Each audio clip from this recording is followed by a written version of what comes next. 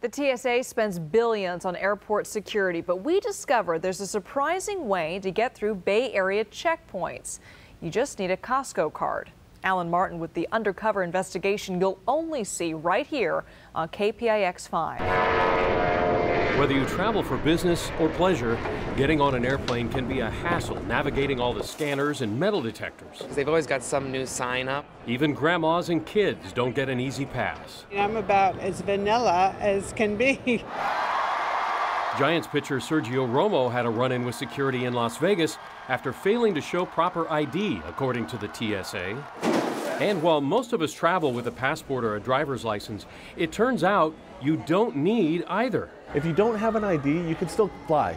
KPIX 5 went undercover to each of the Bay Area's major airports. I don't have my driver's license. At SFO, our producer got through with a student ID and a couple of personal credit cards.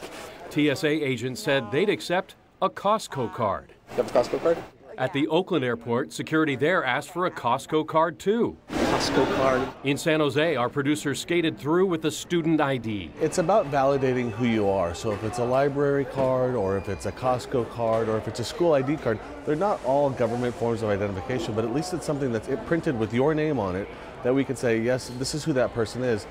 But then there's going to be another process. There's going to be an additional screening process at the security checkpoint. What do I have you just wait over here? And that was the case only when our producer showed up with no wallet or documentation at all.